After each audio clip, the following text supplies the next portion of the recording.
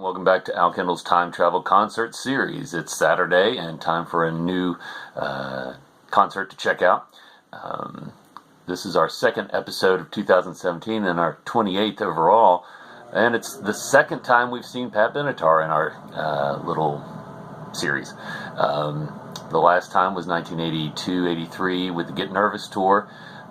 Very heartbreaking moment for me to miss. But of course, I would love to have seen Pat at every stage of her career, and this is no exception. This is from 1981.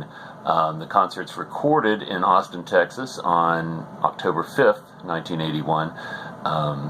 But this was the last tour with what I consider the classic lineup of Pat Benatar's band. Of course, Roger Capps, who was also in the last concert we saw, Myron Grombacher, who joined after the first album was already recorded.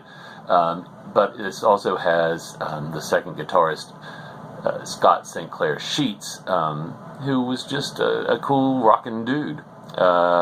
He did not fit in with the future of the band with an increase of keyboards and things, I believe. And he had his own things to do.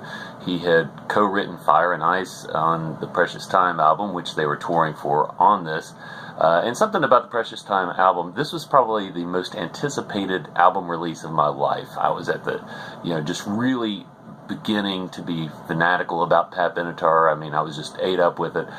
And when it was released, I remember being at the Fayette Mall near Lexington and rounding the corner where my favorite record store was, and seeing an entire window display with life-size Pat Benatar cutouts and just posters and flats and everything. It was breathtaking, and I literally fell to my knees.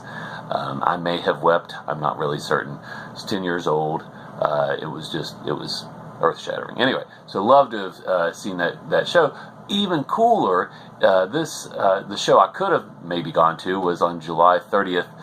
In Pittsburgh, Pennsylvania, at the Stanley Theater.